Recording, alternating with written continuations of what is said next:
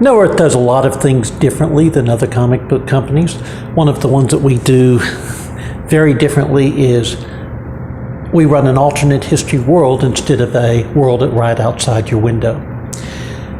So today we're going to talk about that. Hi, my name's Eagle. I'm the publisher and the line editor at No Earth Comics. And today we're going to talk about why we chose to do an alternate history world instead of doing the world right outside your window, which is a catchphrase from one of Marvel's ad campaigns for their new universe. It's since been applied to a lot of Marvel's things, but frankly, it's not unusual. Marvel, DC, and most of the other comic book companies tend to run worlds that are very much our world with superheroes tossed in. But the problem is that doesn't work. The problem is that you can't have magic and psionics and superpowers and chi powers and mutants and genetic constructs and all of the things that make comics a wonderful storytelling medium and still have a normal world. There's going to be huge changes. As an example, Watchmen is based on the concept of a world with costumed vigilantes, and all of a sudden just one superhero appears. Dr. Manhattan. When Dr. Manhattan appears, the entire world changes. And it leads to the events in The Watchmen. The Watchmen has exactly one. Okay. If you watched Zack Snyder's movie, everybody's got superpowers because they're throwing punches that lift people up and throw them 20 feet. But in the comics, only one person has superpowers, and that is Dr. Manhattan. And the purpose of The Watchmen is to show what happens when one superhero appears amongst all of these non-powered costumed vigilantes. And it's a very effective story for that reason. The fact is, if Superman existed, our world would change. Our world would no longer be recognizable. It would change in huge ways. It would change in small ways. It would change in subtle ways. It would change in overt ways, but it would change. So the reason that we chose to do an alternate history world was basically there's no single reason. Let me back up. One of the reasons we chose to do an alternate history world was so that we could have a setting that could easily show how superheroes in a realistic world works. We're not going to do superheroes in the real world because there's an old saying, no plan survives first contact intact. This world would not survive superpowered beings intact. It would break apart and reform. It would restructure itself. Political alliances would change. Social conditions would change. Everything would change because all of a sudden there's a Superman. And I'm not talking about a man from Krypton. I'm talking about somebody who has powers that are above and beyond the ordinary and possibly inexplicable. So that was reason one for going with the alternate history world instead of our world. The second reason was allegory. Now, I've talked about allegory a lot in my other videos. I've talked about how to write a good political or social story. I've talked about how to not alienate your fans, and allegory is one of our primary tools in this. You will hear me harp on it again and again and again, because in order to not alienate people, you can't directly affect the way that they feel about themselves. And that is the purpose behind having a world that we can relate to versus a world that is a mirror of ours. And I think that this is where a lot of comic books go wrong these days, is instead of having a world that can be related to, they attempt to duplicate our world with the addition of superpowers and wind up with a mess, wind up with something where it's cringy, it's an author trying to push their political or social agenda, or in some cases an entire company trying to push their political or social agenda on an analog of our world, and it doesn't work. Because number one, you've only got 22 pages. It's hard to cover something that is nuanced without just breaking it down into 100 issues. If you're going to cover something in a non-nuanced way, you're going to be straw manning. There's no two ways about it. There's no way to cover a large issue in the space of a comic book. You can cover a small aspect of a large issue, and certain writers are adept at this, but you cannot cover a large issue. And so we chose to do a shared universe for purposes of allegory. An alternate history for purposes of allegory. The next thing is we wanted to do a shared universe. And the purpose behind the shared universe was so that each creator could have some input into how the world works. And as long as they're fitting it into the framework that we've already established, this is all wonderful and good. And this allows us to have a feeling of fantasy, a feeling of escapism, a feeling of it's a fictional universe. And this is something that our readers actually enjoy. They enjoy the fact that you have Geners walking down the street without receiving stares. They enjoy the fact that you can tell a werewolf story where people know about werewolves. They enjoy the fact that the superpowers are not just there, but they're also acknowledged and they're part of life. Frankly, most superpowers are minimally useful.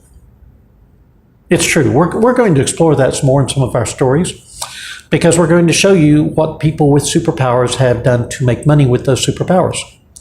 And before you raise your eyebrows at that, admit it. If you got superpowers, one of the first things you would do is figure out how to make your money off of it. It's human nature. So, as an alternate history, we can show how superpowers affect society. We've got a book coming up called Getting the Band Back Together, and it's being written by a gentleman named Danny Glisson, and Danny and I have talked about the book, and one of the things that he's going to be doing with it, this was originally something that I wanted to see done with it, but he's going to be doing it, is we're going to be examining paparazzi culture and how it affects the superpowered society. And this is a chance for us to use superheroes as allegory for pop stars, for sports stars, for reality TV personalities, for people whose main reason for being famous is that they're famous. So we're going to be able to use allegory to show how superpowers affect the people who have them as well as the people who don't have them. I've got a series coming up called No Earth Observations that is set at the Metahuman Observer and is going to be showing this from a different point of view. It's going to be showing the reporters that cover the superpowered paparazzi stories. So we've got things that are in the works that are going to expand how we look at the No Earth universe, and we can't do this with the world right outside your window. We can't do this with an analog for the real world.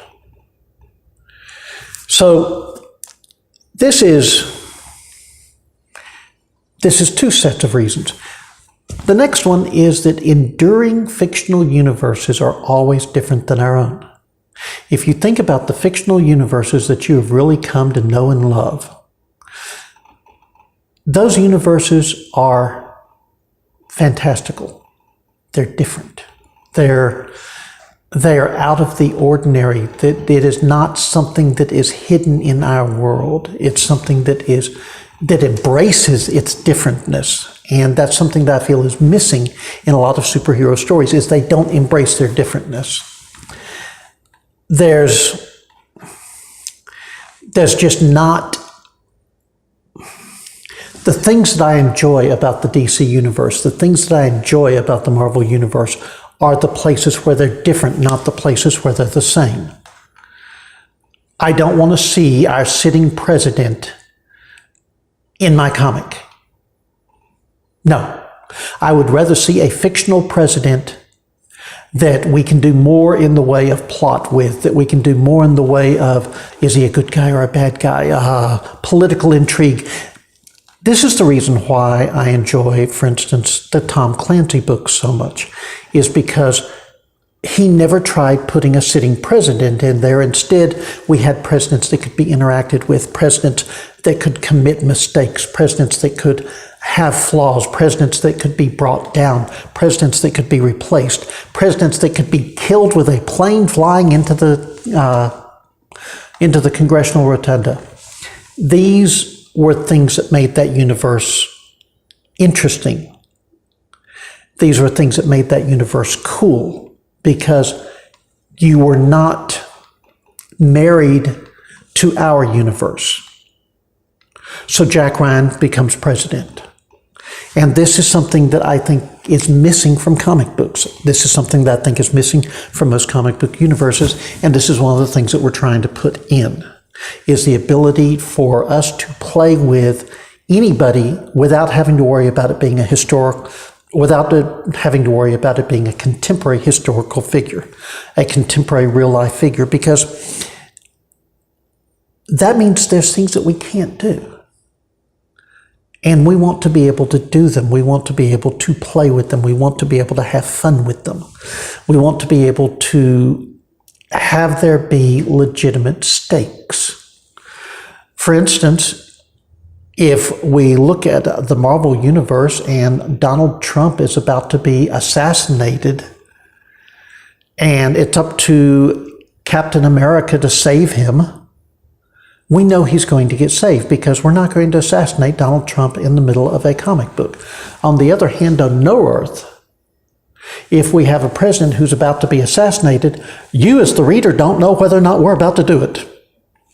It raises the stakes. It makes the world more unpredictable. And let me just expand on that. Everything that happens in the Marvel or DC universe, well, with very few exceptions, is not going to have repercussions that reflect reality. I'm wording that poorly.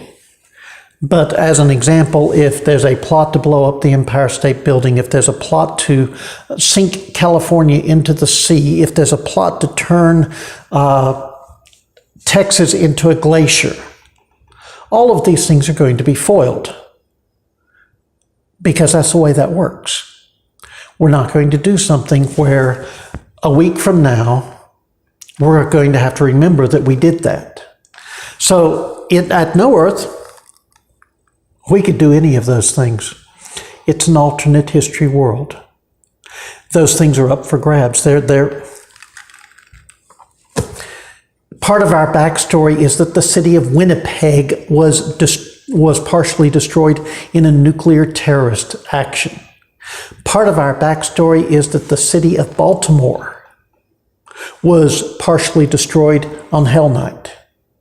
Hell Night happened. This is huge. This is a big thing that changes everything. Even if we weren't dealing with a different governmental structure on the North American continent to begin with, Hell Night changes everything. And so what we are doing with No Earth cannot be done with the world outside your window. Can't do it. So we never even tried. No Earth has been an alternate history from the beginning, and that's what it's going to continue to be. But what it gives us is, as creators, it gives us a freedom. It gives us a chance to show our stories in a more liberal light. And I don't mean liberal by political, I'm talking liberal as in we're not constrained by the confines of the real world. And so this is why we did the alternate universe. This is why the no in No Earth stands for not our. So it is not our Earth. That's what No Earth stands for. That's why we chose the name of the universe. It's why we chose the name of the company. It's why we chose the alternate history. Everything has been building towards the fact that we're not going to be confined by reality. We're going to create a reality that is friendly to our stories. So, if there's questions or comments, please leave them below. Thank you for tuning in, and we're going to talk again.